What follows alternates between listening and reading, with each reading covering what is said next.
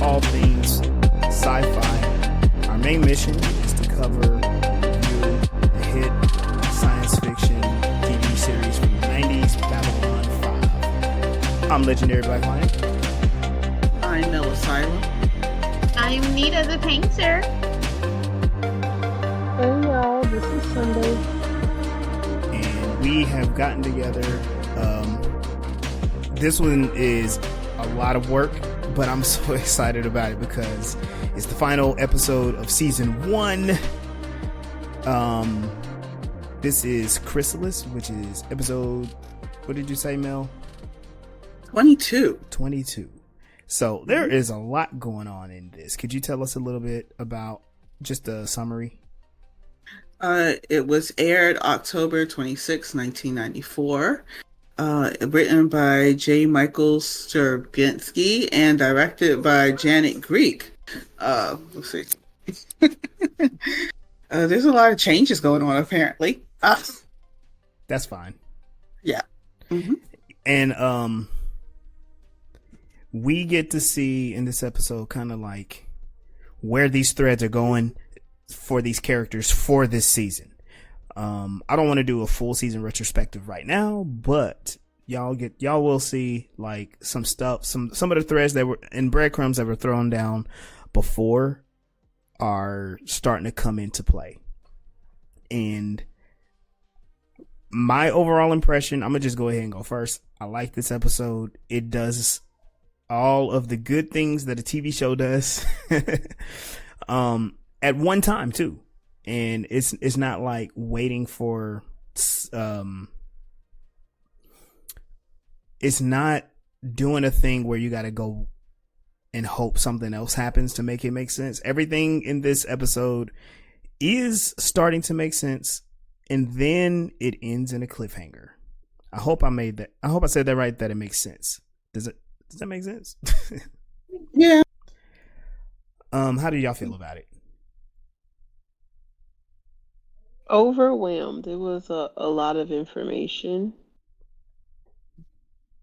I was happy to see Jakar. I know, right? He hasn't been around a lot. It was like, oh shit, that's my old arch nemesis. But it was cool to say. I was excited. I smiled. The end. I thought it did a good job of kind of ending the story, but opening up to the next story. A lot of what it brought from past episodes weren't kind of thrown in just because it felt like they knew that this is where they were going, and that's why they wrote those episodes in the past. And I think that's really important because that's what I get. That's the sense I get from this episode. Honestly, from the whole series thus far, like they know where they're going.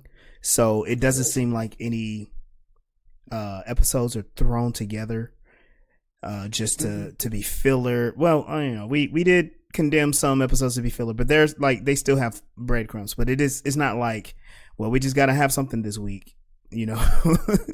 Yeah. Like the overall story was still being told, and it was very compelling. Which I gotta say, this is why I think this season is why I fell in love with the series, because as a kid it was like, what's going on, and you had to catch all the reruns and put the story together, and then you're like, ooh, I want to see what's next. And one more thing that I thought they did very well: all the characters change. All of them change throughout the season, and you get to see a lot of what they became, or you got to see a lot of what they became in this episode, or spoiler, some of them are going to become something.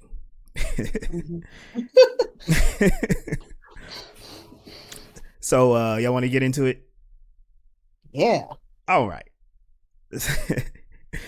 So the first scene is our good old friends, the Council. These are the alien ambassadors, and two in particular are arguing with each other. It is Ambassador Jakar and Ambassador Londo, and specifically, they are arguing over an incident with Quadrant 37.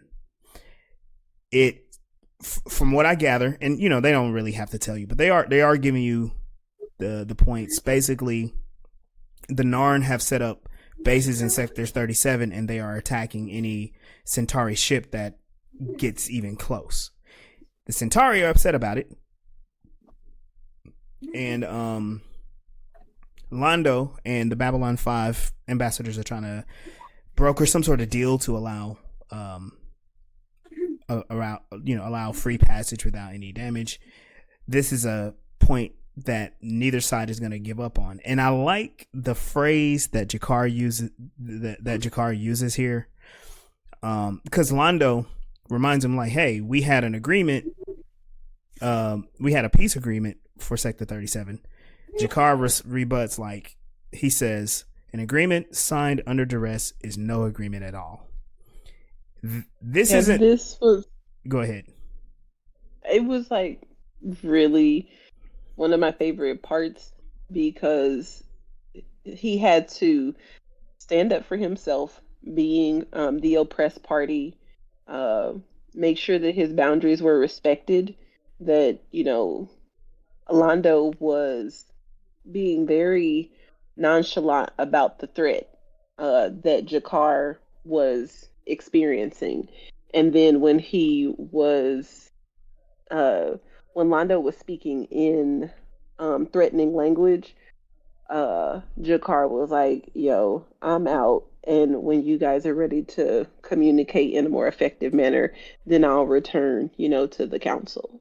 Yeah. That was like much respect. Yes. Yeah. I thought it was kind of interesting because the Londo's people are complaining about them having this outpost, though the outpost has not done anything. He's only seen it as a threat because it's there.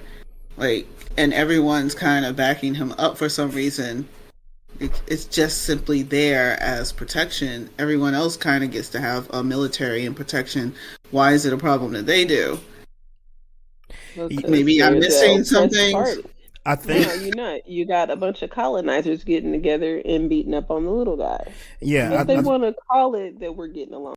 I think what's happening is whenever Centauri are in the area, the Narn ships encounter them, and even Sinclair mentions, like, hey, y'all put an outpost right next to Centauri space. Like, what's up with that? Which, I mean, let's think 90s politics. This is even now politics. What? This is considered a provocation, and it looks like there's going to be a military action on the opposing force. And the way that G'Kar explains it, he says, we're just protecting ourselves. And like, as a viewer, I'm like, yeah, that makes sense. Protect yourself.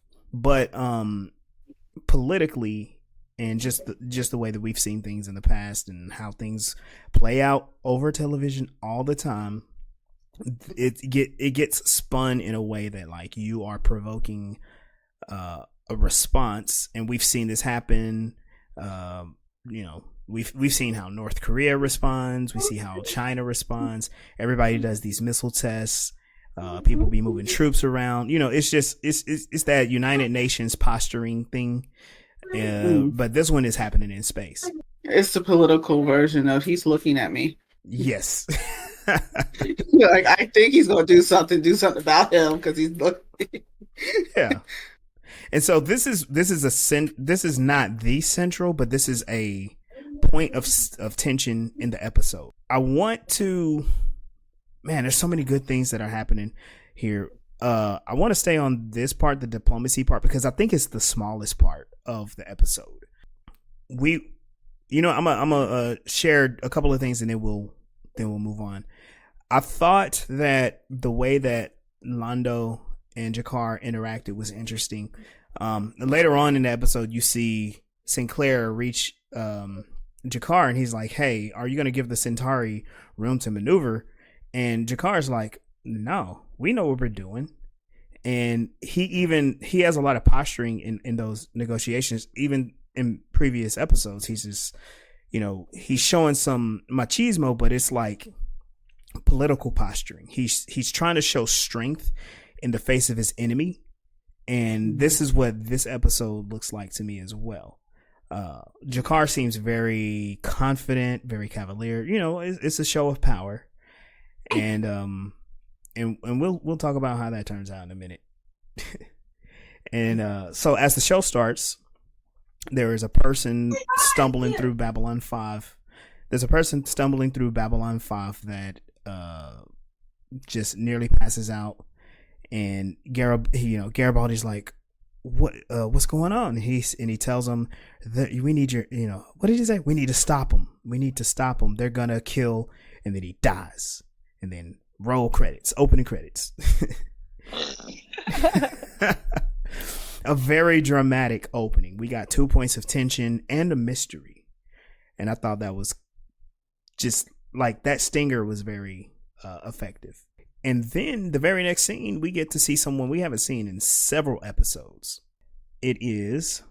Oh, the girlfriend of the commander. Yes. Yeah? Yep, Yeah. Catherine Sakai. I feel like she was in a completely different season until this episode. But there she is. Y'all have any thoughts on Sakai? Being there all booed up with Sinclair? I mean, it felt like just really random, honestly. But it was, sweet that, they all in love.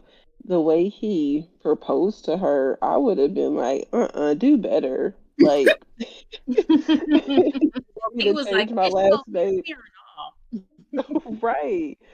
And taking my own personal feelings out of marriage and just thinking from her perspective, even if I was willing, you're going to have to do better than that. Mm-mm. Their relationship seemed way too casual. I realize their professions are more important than their relationship, which is why they at one point didn't have a relationship. But for them to take it this seriously after they've not taken it seriously at all, it's kind of like, I just trusted you're going to be here. Well, for no reason. I don't know. I really don't know how to look at it, because it seems like Sinclair, in a moment of high stress, was just like, screw it, let's get married. You know what I mean? I don't want to bring up all of his problems. But we know that he likes to run into danger. This could be... I know. This could be one of those dangerous situations that he's just running into. And she's also a xenoarchaeologist. How do we know she's not the danger? Mm-hmm. You know what I mean? But anyway, he proposes to her, and then she says yes, and then they're about to make love in the very 90s way. They zoom away. I thought it was hilarious though. This next scene I thought was very I thought it was interesting because it shows the stress that the Centauri have, and it made me really think a lot more about Londo. So he's lamenting to Veer that pretty much he hasn't done it yet, but he's basically outlining his options, which are basically to give away Quadrant 37 to the Narn without anything in return. This is what I noticed about Veer. Veer does not care. He's like the assistant to Londo, and he's kind of a lackey, but he's not sniveling really. He's more of like a foil, right? And whenever, like, it's pretty comical, but whenever Londo says anything, Veer has something really sharp to say back. He says, we need to tell Homeworld that we're going to give away everything. And then they're wondering, oh, what was it? Oh, they come up with this dumb joke. Oh. He says, I feel like I'm being eaten alive, but what are those things? It has And feathers, nibbling. nibbles you to Yeah. death. It has webbed feet and a beak. And then Veer is like, cats. He's like, yes, I feel like I'm being nibbled to death by cats. Oh, tomatoes, haters. It is He's hilarious. making references to human stuff. Like, Yeah. Oh yeah. He's very He's obsessed with us. Why you so obsessed with me? he's very invested, and it's just, I don't know, they went on this track again where Londo is trying very hard with human language and fails. Also, you know, like the xenobiology of Earth or whatever. Of Right. course, us as the audience, we're supposed to know that's a duck. I And- guess we wouldn't have gotten the joke if they had used like made up animals from their planet. Yeah, exactly. Like, yeah, this one definitely hits home. And the other part is that the joke is they don't know, but we do, and I think honestly, I think it's effective. So while they're stressing out about that, Londo gets a message, and it is for a meeting from Mr. Morden and his very sharp 90s suit from maybe 10 episodes ago. I don't know exactly, but a while ago. Do y'all get any Zachary Quinto vibes from Mr. Morden? I have to look up who Zachary Quinto. He plays Spock in the new Star Trek, Oh. and he also played Sylar in Heroes. Oh, maybe more Sylar Yeah. than Spock, obviously. But yeah, okay, I can see like the physical attributes kind of being similar. Yeah. While all this is going on, Delenn is in her quarters building something. She's got those special Minbari builder blocks. It made me think of the chess that they play on Star Trek Oh yeah. or some of the Really? other. Yeah. Yeah, or Magnetiles, which is something I played with today at work. Nice. And she's being cryptic. She's talking to Lanier, and she's like, "Did you ask him? What did he say?" And he goes, "His answer was yes." And then she says, "Did you ask him exactly the way I told you?" Or something like that. And I thought it was weird. I think I know, like, on the one hand, you're like, who is she talking about? But later on, they answer it. And they are hinting at something is up with Ambassador Delenn again. Through the entire series, she's been acting shady. She has her own agenda. But in this episode, they finally reveal parts of it. And honestly, okay, this might actually be the smallest part, but let's go ahead and spoil it. With Delenn, she's talking about Ambassador Kosh. And I'm kind of curious. Like, why do you think she sent Lanier to speak to Kosh instead of her going by herself? I don't know. don't Give know. the actor a role. I know, right? He wasn't in the episode at all, except for that, right? Right. Like, everyone else was talking to their assistants, so she had to have an excuse to talk to hers. Yeah. I mean, literally, he did not need to be a part of that, or she had him talk to him while she was on the home planet. Because in the last episode, she was on home planet, That's and right, she she needed left. to double up on. She was, yeah, she didn't have time to do both. So while he was in between getting arrested, You make a good point, because she asked Lanier, like, what was his answer? Lanier says his answer was yes. And then she goes, I have to go see him. And it's like, you just sent Lanier to go see him. And then when she goes to see him, she's like, I got to see with my own eyes. And then Kosh basically exits his encounter suit to show himself to Delenn. They don't show him on screen, which I thought was pretty interesting. And then she says, yes, I know what I must do now. So she has a lot going on.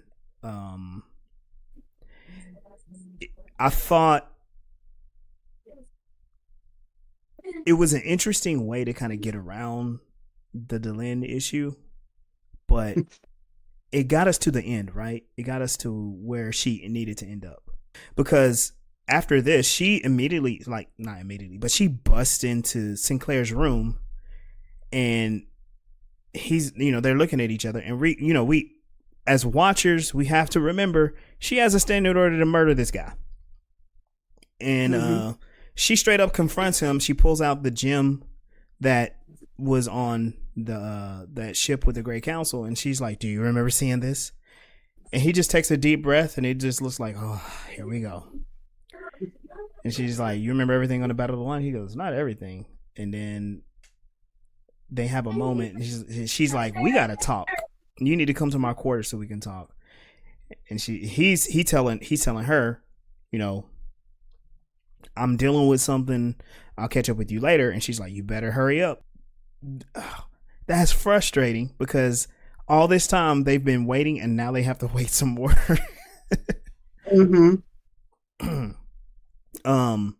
But do y'all have any thoughts or ideas about the Lynn finally coming clean and speaking to Sinclair?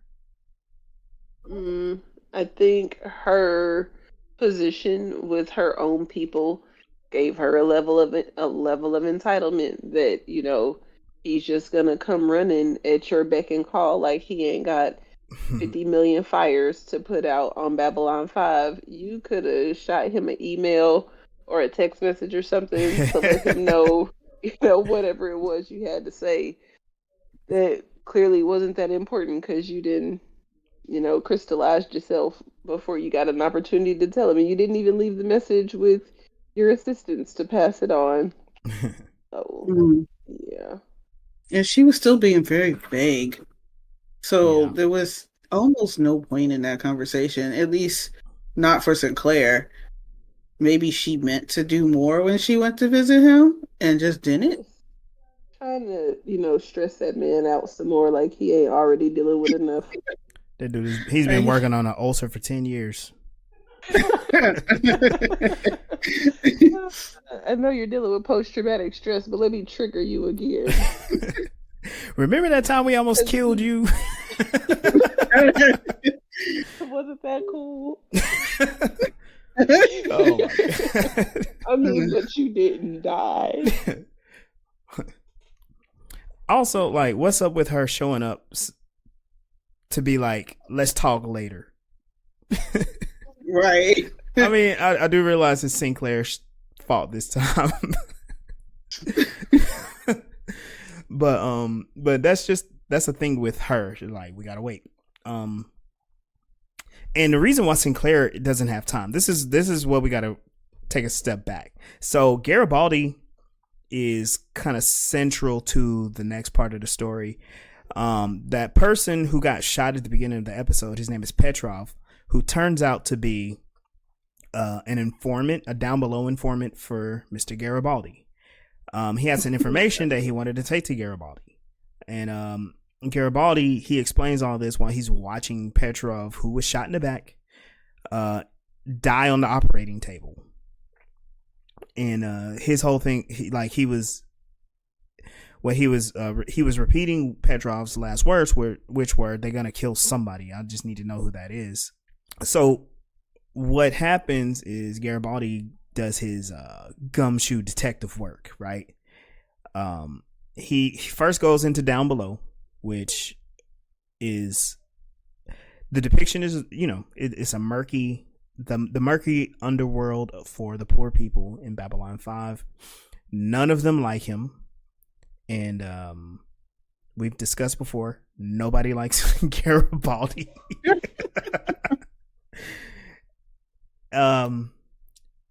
Except for this one Down Below woman who yells at him, which she explains, nobody likes you because you don't come here unless one of your lackeys is hurt.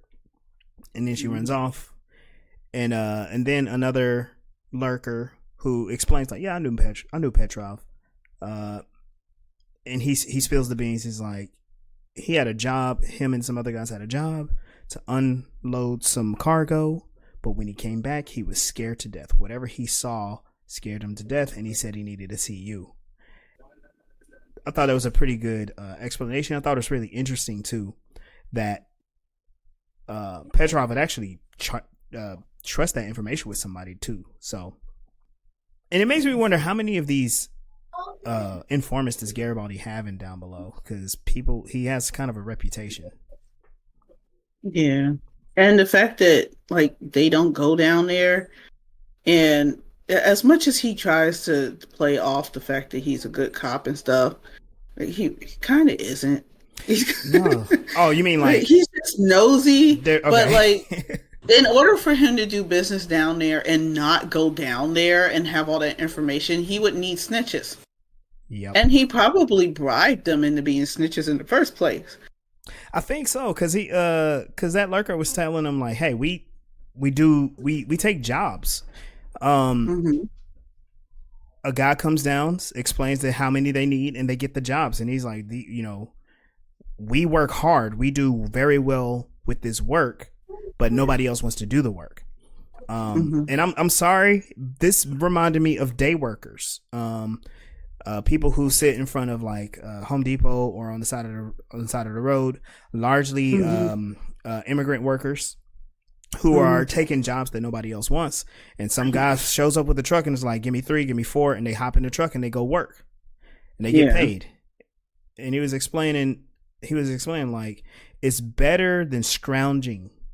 And that made me think a lot. Like, is people starving on Babylon 5?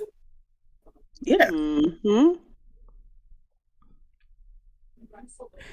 So, the next thing that happens, Londo meets with Mr. Morden in the garden, which I thought this was kind of an interesting encounter. We don't see the garden very often, but when we do, it's always some sort of clandestine meeting.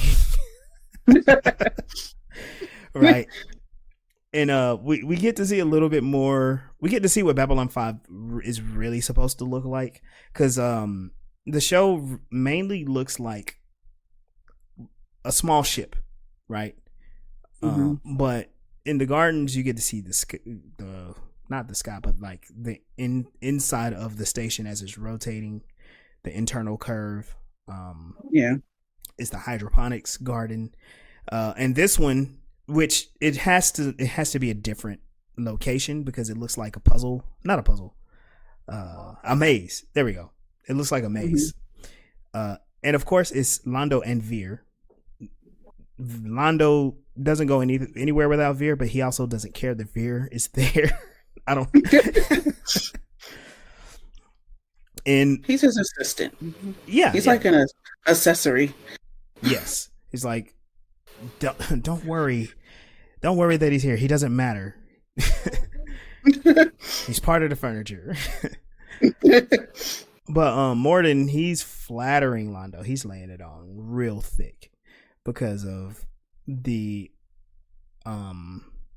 alliance that they formed from before. Because remember, Morden went to all of the different ambassadors and the different races. It was like, what do you want? And most of them turned him away. And Londo told him what he wanted. And that delighted Mr. Morden. So Mr. Morden approaches Londo and he says, "Hey, we have a problem, and you have a problem. We can fix your problem." And Londo is like, "What do you mean you can fix our problem?" Morden basically says, "Tell your people that we will take care of that you will take care of Quadrant 37 personally." And then Londo just completely laughs at him. He ridicules him because it's like, because also think about it like this: Quadrant 37 is a political predicament, and remember, Londo is pretty much resigned to just giving it up. And to say that a person is going to personally do it means you're going to do the work of an entire country with a favorable outcome by yourself. I would laugh too. That's pretty laughable.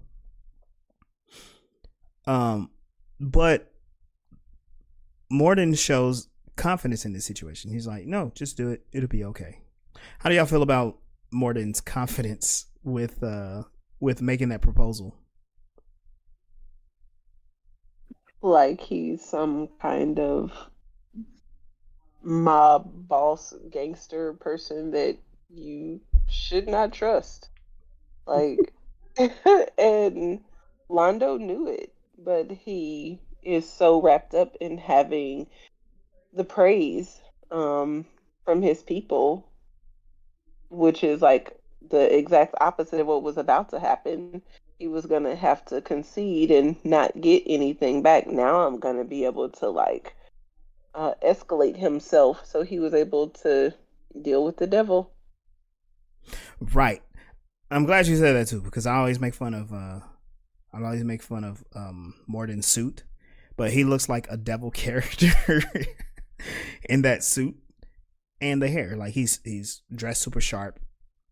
He also walks around with like this carelessness. You know what I mean? I guess he's supposed to come off as like an official businessman, but he doesn't. Not really. He looks like one of those guys that has something else going on. Yeah, like he's supposed to be at the crossroads somewhere, giving out deals. Right. He's gonna give you a contract for your soul. Yeah. When I first saw it, I think when I was talking to my dad about it, or when he was lecturing me about it, Rumpelstiltskin came up. Oh. There's like this mysterious figure that comes out of nowhere and just wants to grant you wishes and can somehow do it. And people don't question this too much when they're desperate for something. It makes me think of the monkey's paw. Okay. Or a djinn. Mm-hmm. So, well, does a djinn usually like grants wishes, but it's not like something wonderful is going to happen for you, but something shitty is going to happen to your neighbor. Oh, jeez.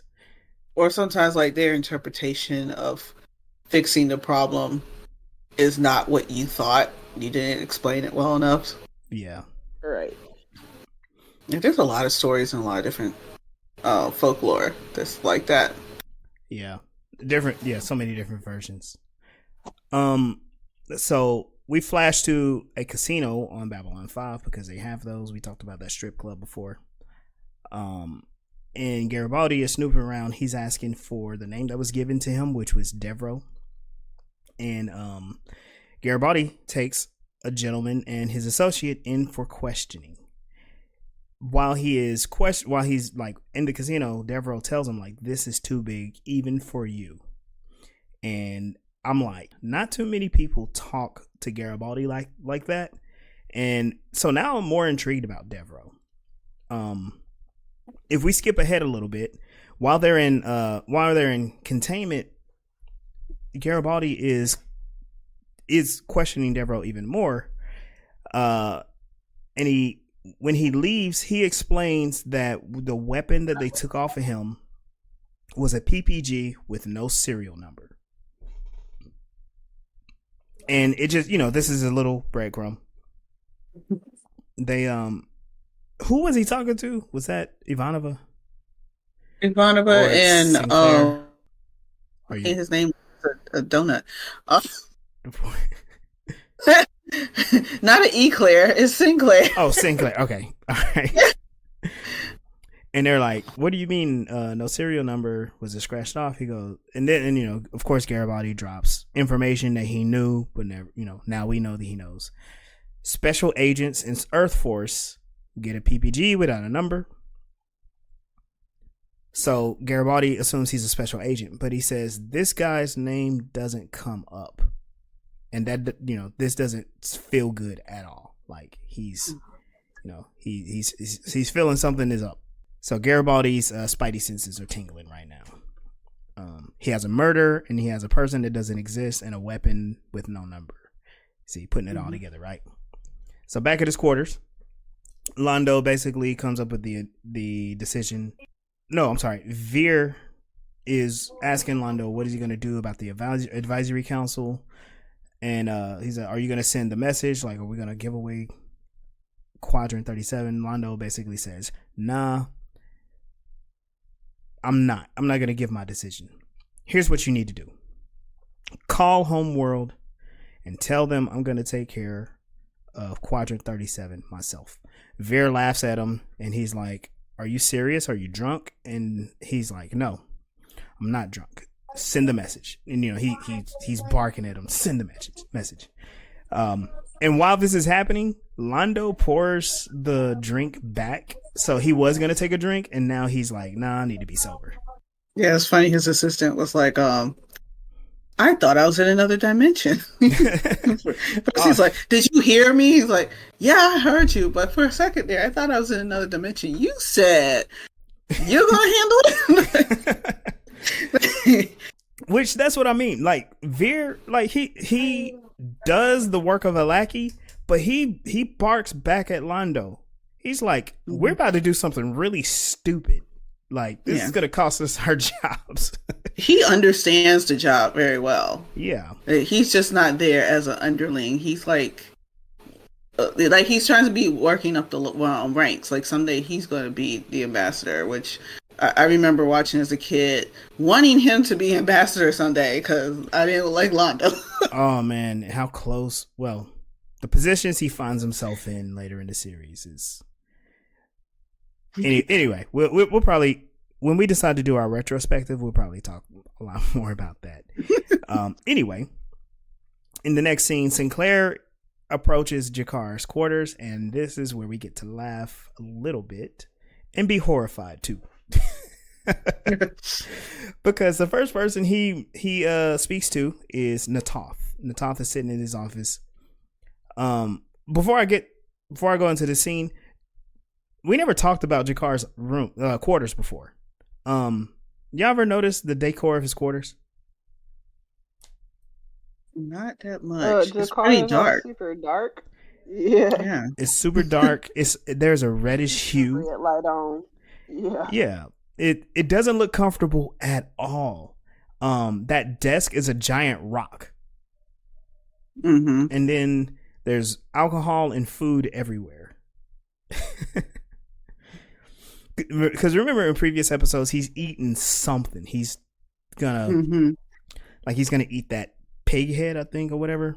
Yeah. And one time they were in a restaurant and they interrupted his food. Yeah. He kept trying to put food in his mouth and they kept talking to him. Yes. So anyway, Na'Toth is trying to turn him away. He's like, hey, the ambassador is not available right now because of his heavy schedule. For a breath pause, we wait, and then we see 3 Earth women walk out of Jakar's room. None of them look happy. And then outstretched Jakar wearing his Hugh Hefner robe. And Na'Toth is like, the ambassador is available for you now. And I thought this was hilarious, but it also, like, there's so many callbacks to previous episodes. This is a callback to Jakar's appetite for Earth women. And it's gonna be awkward for his assistant to have to sit there at the desk while he's entertaining these women. Knowing what we know of Na'Toth now, I don't think she has a single concern. I don't think even in this scene emotionally, it didn't bother her at all. I think she's just like, yeah, sure, that's just what he does. I guess from my perspective, at least, that would be so unprofessional. For that, you're on duty while he's doing that. Like, there was no diplomatic reason. None.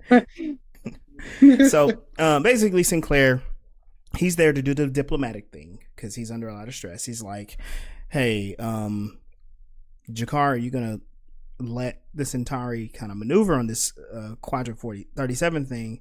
And Jakar is like, no, we don't need to do all that. He's explaining how the Centauri had colonized their world and it's time for them to show strength. And it was the phrase that Jakar uses, I thought that was pretty interesting. He says, if you No, I'm sorry. Not Jakar. Like Sinclair. I gotta get that straight. So what Sinclair, he tells them, if you let your anger cloud your judgment, it will destroy you. And Jakar has a very serious look on his face, and he says, "We know what we're doing." And I felt gravity there. I mean, I know it's Andreas. I know it's his acting, but it sounded like there's like some stuff happening for the Narn, and Jakar is on a mission. You know what I mean? It sounded very serious. So later, this is the fun part. Sinclair, Ivanova, Garibaldi, and Catherine, they're all out to dinner, and he is, they're all hanging out, and of course Ivanova's like, okay, so why are we all here? I feel her, because knowing how they all interact in the previous episodes, she would definitely be suspicious of all of them. This is where, oh man, all right, this phrase, or this statement from Sinclair, this is what kind of got me, because Garibaldi had a specific response to it. Sinclair says, "I have a special job for you," and Garibaldi's like, "Just give me the name and I'll lean on him." I'm just like, Jesus. Jeez, he's ready to commit violence like on a drop, right? Mm-hmm. But also, like, we're as an audience, we're supposed to feel these are friends. At least Garibaldi, Ivanova, and Sinclair. The job is for Garibaldi to be his best man. Catherine does the thing that I thought was very important, because as an audience member, I don't think I've seen those two share a scene yet until this point.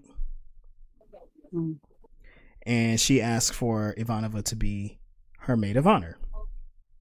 And this is the point, they're all like, yay, we're going to do it. It's going to be great.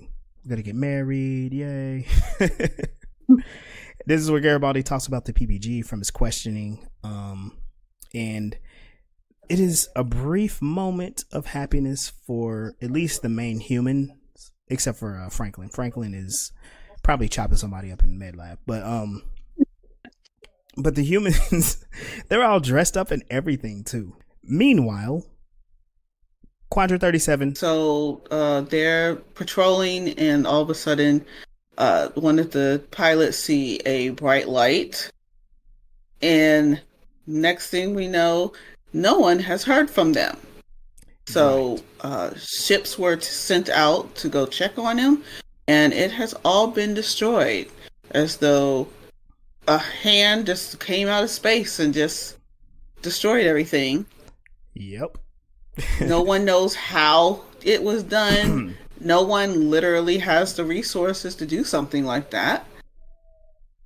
Which kind of reminds me of something Jakar said about the ants, that we were the ants, and there are still things a lot bigger than us out there. Right. So, yeah, it's scary for everybody, except for Londo. It is wild too, because we see that happen, but when Jakar is doing the math in his head, he goes, there's somebody new in the galaxy, there's a new power that we don't know about. And I mean, we're watching a space opera TV show, but they're starting to expand the universe. It's beyond these aliens we know. Is beyond the human politics that we've been see play out, and something else that's going on that's scaring everybody. I thought that was wild. Speaking of human politics, so there's been an ISN broadcast going on in the background that everybody's been watching. Oh yeah, the setting. Even though we didn't really talk about it, this setting is New Year's Eve.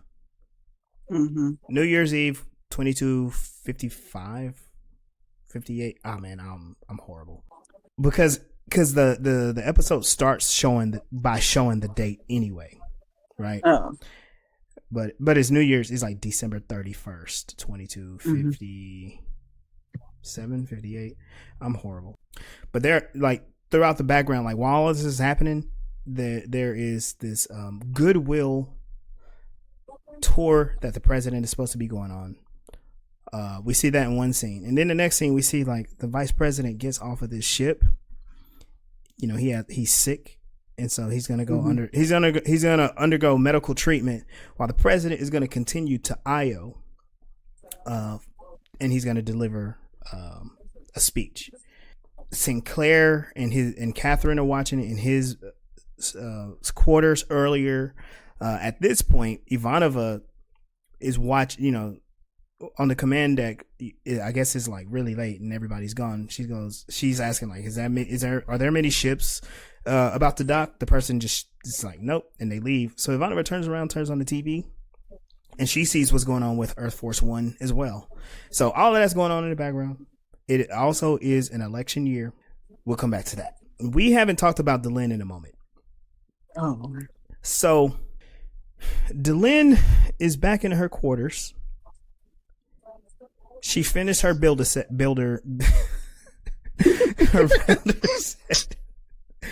Her Star Wars Lego set. And it's done. I think. Now, y'all remind me, has she been doing that for a couple of episodes? Or just this one? Maybe the last two? Yeah, because she did have something she was working on, but they didn't show it. But it was kind of like in the center of the room. Okay. So that's done. And her and Lanier are having words. Lanier is expressing how fearful he is. It's like, are you sure? Are you sure? Are you sure?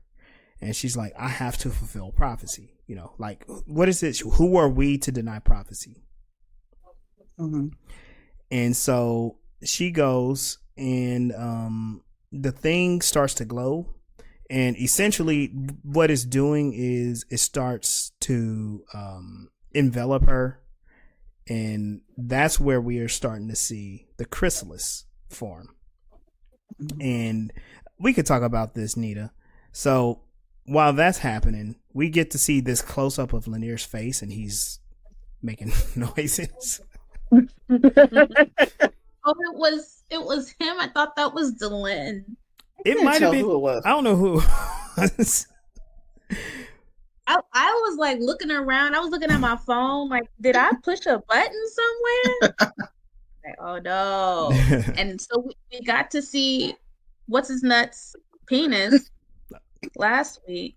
So now we're listening to porn this week. Strange. Yeah. So that's another thing that's going on.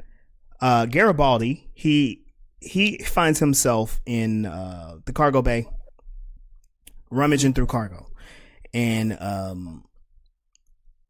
he runs into another security officer. He's like, hey, what are you doing down here? And he was explaining, like, yeah, you know, I figured you'd be down here watching things. I heard that Petrov got a job to move cargo. We knew that a shipment didn't get moved due to engine issues or whatever. And so he's like, well, what is it? And he's like, well, the manifest says it's medical gear, you know, medical products. And so Garibaldi's over there messing around with a box. He opens it up and pulls out a thing, and he goes, medical products, ? Yeah, right. And they put it together very quickly. Which this part I wanted to, like, the headcanon that I have, because Garibaldi identifies it as a transmitter, and it makes me think of either his days as an officer in Earth Force or his days as a security guard on Mars. Whatever, it was very recognizable to him. Same thing with the triangulation device. He's like, yeah, something deep is going down. They look at the numbers, and it turns out like is supposed to block the gold channel, and it's aimed at Earth Force One. Garibaldi has an aha moment, and he realizes like, oh shoot, they're gonna kill the president. He calls Sinclair, says we're gonna have an ultraviolet, you know, this is an ultraviolet alarm, whatever priority. Sinclair's like, what is it? He goes, don't worry about it. I'm gonna come to your quarters. I can't say it over the comm. We gotta meet. While he runs off, and he does his signature thing. when he was like, if you don't see me in 20 minutes, like, what? Is this like him being Delenn? Like, we got to talk about something really important But later. later. It's like, no, you don't have 20 minutes. Like, that annoyed me. I guess he thought since they were disrupting signals that they would be on his comm to make sure that Yeah, they can hear. yeah, like this is not a secure channel. They're going to hear me tell you that I know that they're going to kill the president. Right. So then that security officer, he's shaking his head. He's looking all pleasant. But then when Garibaldi disappears, he's like, look, this is Alpha, whatever he said his name was. He's like, we got a problem. So now we know that he's in on it. He's part of the conspiracy. Garibaldi runs down the hall and he runs into Devereaux coming off the elevator and is like, you know, the jig is up. I know what the deal is. He pulls a gun and Devereaux's like, you know, move out the way or whatever. Devereaux's like, I don't think so. And this is why I keep making fun of Garibaldi. He left one direction where people were, goes to another direction where people are, and he points his gun only in one direction. And then what happens? Oh, shot in the back. Shot in the back. Now we've seen this happen in previous episodes. Well, not this. We've seen him only focus on what's in front of him. And he usually has somebody with him to to cover his back, whether they shooting, stabbing, punching. Not this time. He was isolated and they got him. I guess maybe he thought the other guy that he was with was going to be on his side, but then he had left pretty far. He didn't go that far because he was right behind him, but he wasn't right behind him. Either way. Like when I first saw it, I kind of thought that the other security guard, the other officer, was behind him, and he just didn't know that he was on the other side. I don't know. Which probably would have worked really nicely if he had gone with him, and then had his back, but also be on the wrong side and shoot, because he's the one that shot him in the back. So that, yeah. And so, like, oh, go ahead. I was thinking, like, the guy was clearly on the force, though, and how long has he been a dirty cop and nobody knows? Right. He probably got that job as part of, because if he's a part of that one group, the Earth, what they call this? The Pro-Earth group. The Pro-Earth group. Because something that happens later made me think of Pro-Earth. So they've been infiltrating them for a while. Yeah, I think it's called Earthfront, because remember those guys came and like beat up Sinclair? The ones where they where they used the fish girl as bait. What? Remember they used the fish girl as bait to catch what's her name's Vanova's ex. I need to learn these people's names. Oh man, Vanova's ex-boyfriend. Okay. Was trying to get with her again, and he was the leader of them. Ben Hitler or whatever they call it. Yeah, that group, that little group. I think he's part of that group. Okay. And, yeah. And so he's been there for a while. They've been planting people for a good while. Yeah. Then he was like, "You never know who's going to be on our side or who's going to be one of us." Yeah. And then those people who kidnapped Sinclair to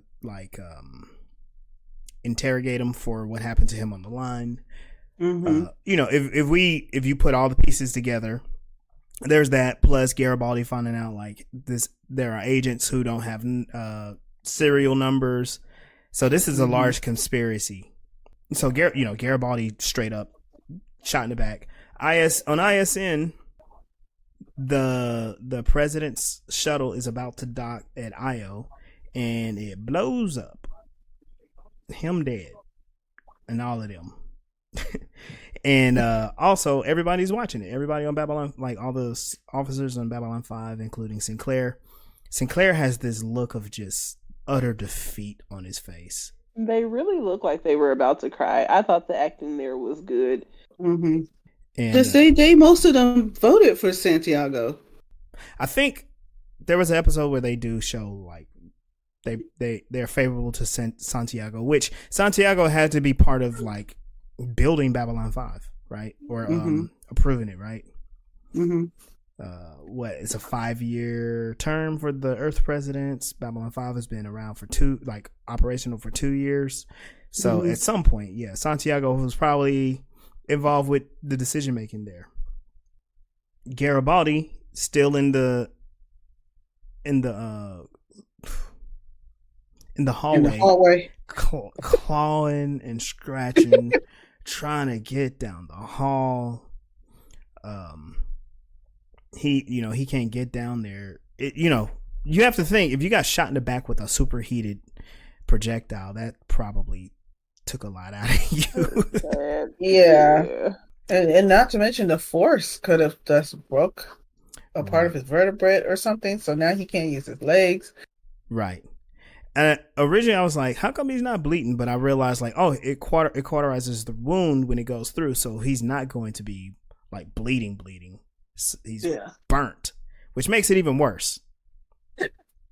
Like, I don't want to. Don't shoot me with a PPG, pretty much.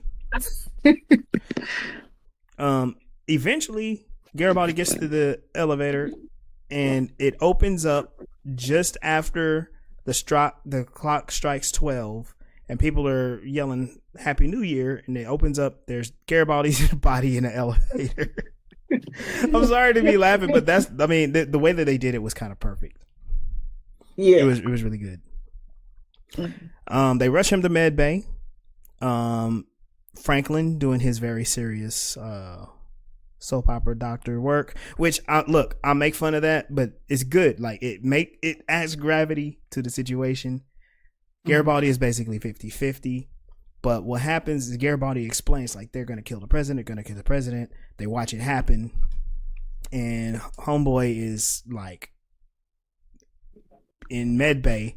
They're what I put together. They're waiting to see how they can stabilize him, right? And eventually they stabilize him. Then they're gonna do surgery. And who's looking over him? That agent. The agent. They shot him in the back. Yeah, the guy that shot him in the back. Watching him, which means he's probably waiting so he can kill him. So right when they turn their back, I'm gonna turn off this life support. And then they expect us to wait until next season to figure out if the guy is gonna kill him. And usually, what happens in these mob hits is they kill the doctor too. Ooh, shoot! He's trying to wait for him to get him alone. I don't think they're gonna leave Garibaldi alone though. Say that again? No, they assigned the person who shot him to watch his back. Right. Like, hey, make sure don't nobody look the other way. Yeah. So we got a lot of things going on, right? Quadrant 37 got destroyed. The president got assassinated. Garibaldi got shot. Delenn is turning herself into a cocoon. Mr. Morden. Like I know I'm skipping over a lot. Y'all just watch the episode, y'all. Because so much happens. We can't cover it all. But Londo meets with Morden in the garden. He's upset. He's like, what did you do? He's like, oh, I thought you would be happy. He's like, I didn't know you were gonna kill so many people. And Morden is just like, who cares? They're Narns. And I was like, oh, jeez. He's very dismissive over life. And he tells Londo's like, look, Homeworld is now going to notice you. They're going to start thinking about your name now. And Londo is having like pretty much a panic attack because in his mind, this has like some political ramifications and we just don't know. But from Morden's point of view, he's telling him, no, this is going to be something to be celebrated. You are a hero. We see a very interesting conversation with Sinclair and an Earth government senator, which is a senator I've never seen before. It's a black lady. He's trying to tell her that the president was assassinated, and she's not hearing it at all. it seems like the conspiracy goes even deeper to the point where they have senators helping to cover up the assassination to the point where she orders him not to say anything. More frustration for Commander Sinclair. Any thoughts, ideas on that? I'm surprised. I did not put that together. Damn. Yeah, because they said they were like people. You never know who's going to be on their side, and them. I kind of suspected it because when, and again, I'm going ahead, but this is hyperspace. So, when they bring in the vice president to now be president, everything he said that he was planning to do as president is what their cause was. The pro-Earth people. Yeah, pro them people. Yeah. Oh, you're right, because he's reversing a lot of. I mean, he's not necessarily reversing, but he's pretty much stopping the previous president's policies. He's like, we need to focus mainly on ourselves in this time of mourning. Not honoring the person who died, right. But doing something completely different. Right. Which, don't you like how he doesn't have any illness all of a sudden? Yeah. Because he needed to come off for treatment. So they did that. And then all of a sudden he's in a press conference and it's not from a medical bed. Right. He's in front of like the presidential seal and everything. Mm-hmm. and he's already ready for it because that was fast. Right. And this is where Sinclair is watching ISN and he's just super frustrated and mad. And I think he's sitting in the Zocalo, kind of like one of the restaurants. Mm-hmm. And Kosh is just there. And he says, and so it begins. Sinclair turns around and he's just like, what? Huh? I feel like Kosh has said that before. Yeah. Because he said that when they blew up the other ship. His people just came out of nowhere and blew up the ship. Yeah, you know what? Maybe you're right. Or it wasn't just he just wanted to see it. Man, he said he just wanted to see it. And he said both. He was a witness, right? He came out and said that he just wanted to see this, and then afterwards everyone looked at him and he says, "So it begins." He be showing up when people blow up ships. Yeah. And then Kosh tells Sinclair, "You forgot something." And dun, dun, dun. Right. He goes, Delenn. So this fool forgot about her. Well, I can't call him a fool because he has a lot on his plate. He rushes to Delenn's quarters and he opens the door and there is Lennier crying, tear rolling down his cheek.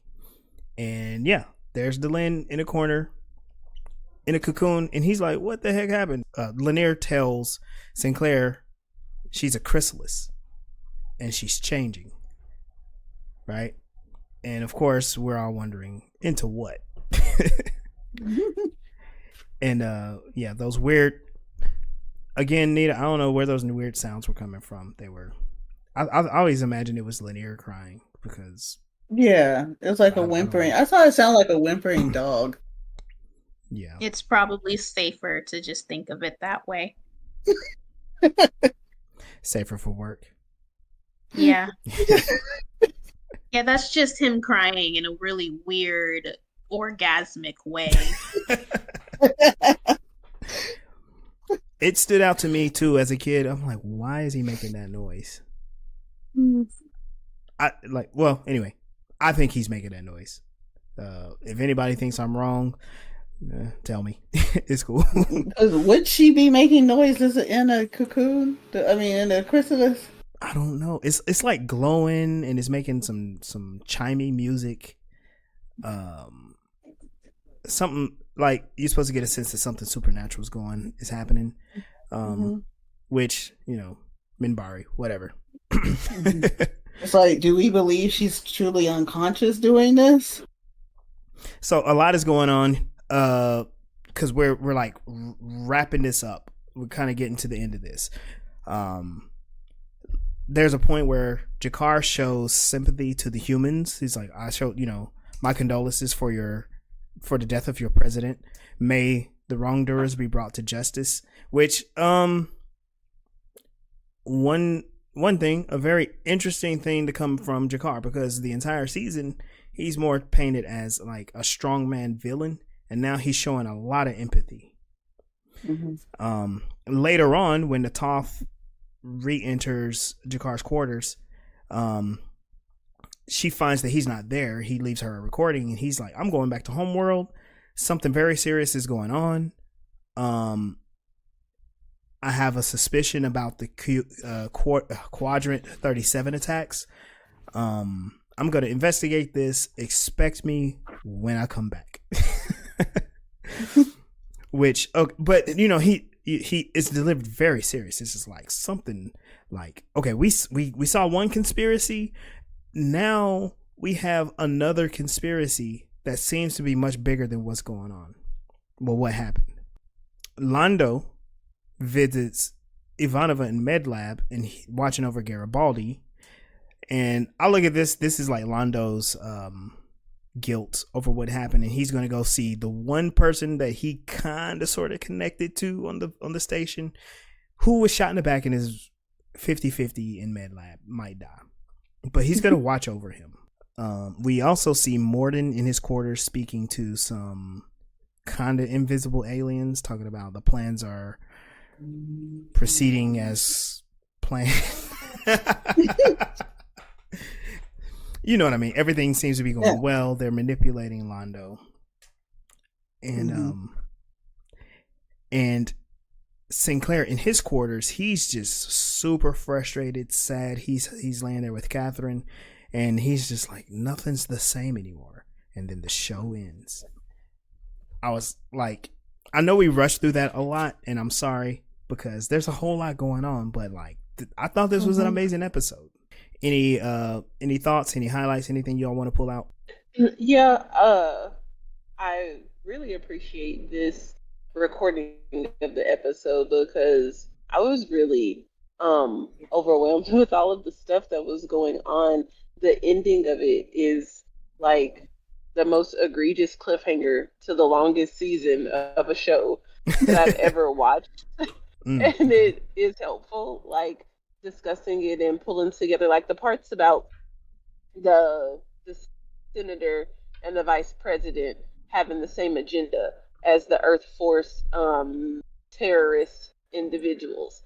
And so that is something that like totally like went way over my head, Mel. And so that is helping to make more sense. But I don't know like how long in between season 1 and 2 it was back in when this first aired. But my goodness, it was really, a long time. Like, man, and that's wild. I can't imagine how fans of this show waited for the climax to like come to a conclusion or to get started over, because I just don't know. I think about how easily shows nowadays on Netflix get one season and then it's over. You know what happened to Firefly when they had one amazing season and then it was over? More, right. Like, what if that happened to Babylon 5? That would have been crazy how there was no wrapping up of all of the wild shit that happened in this episode. But, I mean, it was pretty dope. These last few episodes have been lit. I mean, think about it. So they had like, this is 22 episodes. You said this aired in October? Yeah. So they would have had like all Christmas season to wait for. Yeah. I would feel like the answer to the waiting thing was there was other stuff to watch and then you forget about it until it comes back again and you're excited again. And then there's syndication, so like reruns and episodes still coming on. It is it's 22 episodes, so that's like it's still close to half a year. They watched it throughout the summer. They take a winter break, you know. No, what you do is you watch this and then you go back and watch Deep Space Nine until the next episode. I'm having a hard time waiting 7 days in between the X-Men episodes. I think streaming has got me extremely spoiled. Yeah, like I will wait until a series comes out. Like, well, when I wasn't going online reviewing stuff, I would just wait until a series was finished coming out, and after I I forgot about it, know. like I waited like I think My Hero Academia was out for at least a year before I watched it because then I could just sit for a weekend and just watch all of it instead of having to wait for episodes to come out. Yeah, and Right. I am not beyond that with anything. Podcasts that I listen to, it's got to have lots of episodes for me to get into it. When I was going to church online, it was like I would just binge the episodes, and once I had got caught up with all the content, I would just wait months before I went Mhm. back, and then I'm like, all right, we got about 15 in the hole, let's go. Yeah. Yeah. Well, and you also have to think of some of the challenges too. Like shows now come out on one network, one streaming service. I think Babylon 5 had to move around a little bit to find a home. Mhm. And it was so bad in the 90s because I didn't have cable most of the time. So like sometimes I wouldn't get it, sometimes I would. And then there was a point, I don't know what network it ended up on, but I got to watch the whole thing and I was like, this is the best thing ever. Like, you know, um so like if a show came out on cable, I just didn't get to watch it that much. Or I was, Right. watching at somebody else's house. But being into sci-fi, like people didn't like what I liked. Yeah. They thought Star Trek was boring. So Yeah. And then, like, in between things, there's always things like Blockbuster that oh yeah. Yep. exist.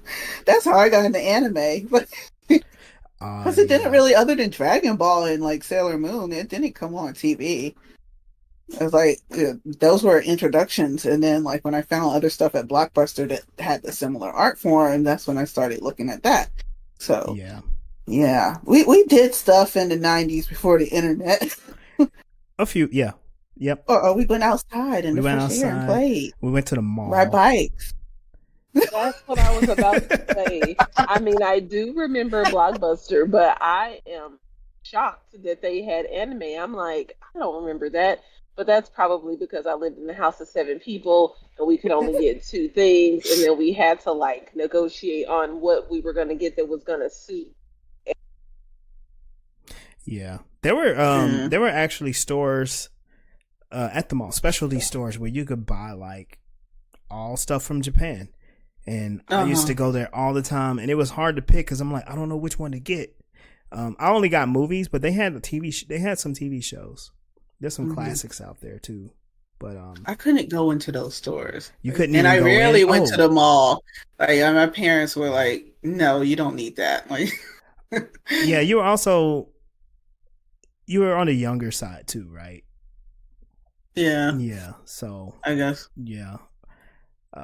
I wish I could remember. There was like Babbage's and Suncoast and something else. And then I guess there were like the gag shops. Like, Like Spencer's. yeah, they had anime. Yeah, stuff that I didn't know about until my 20s, which was like the early 2000s. And then like all those shops were gone. You had to like hope. Go online. Yeah. Hope Or somebody going had a online tape. because, yeah. I used to buy anime from like the Dollar General. Really? Yeah, they Wow. had DVD. Like occasionally they had something. I'm like, whatever it was, I'm getting it. And then Toonami when I had internet. So Oh yeah, Toonami. Yep. That introduced a whole generation of anime. yeah, they Not- think they're the first ones for some reason. Not like us old heads who had to trade tapes. Right. Clearly was outside on my bike and or in a skating rink because I didn't know any of those things. Like this stuff was in the dollar store and I mean I guess at the mall, but then I never got to go to the mall. So So Right. So, I made it. so back on the episode, I wanted to get your thoughts on how do y'all feel about these characters. First, what are y'all thoughts on this this supposed marriage that was only mentioned twice and seems doomed? Well, they already said that they're gonna have a several month engagement, so I think they'll have time to work out whatever, like all of this drama is going on, and the fact that they got engaged during it, I think will strengthen their relationship. Mm. I think I remember too much. That, and I did a Galactic Tea on both those characters. No. Who did I do a Galactic Tea on? I think it was Sinclair. And so, like, some information that is a spoiler is in my Galactic Tea on Sinclair that tells me something about the marriage. In contrast to Delenn going through her transformation, yes, at the same time of their engagement. Not to mention, I really feel like their relationship was kind of on the rocks, very casual somewhat, because like we don't see her that often. Yeah, she's always out there stealing. She's out there stealing alien artifacts. So yeah. But like, and the funny thing is, the thing that when him saying that there's something else out there bigger than them was what he said to her about the ants. Yep.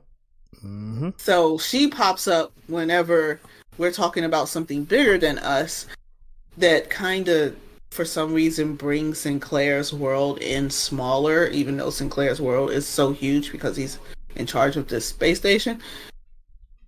Yeah. Yeah, so everything just gets so huge that they bring her in and then shrink him down back to a human. So we realize he's just a guy doing this.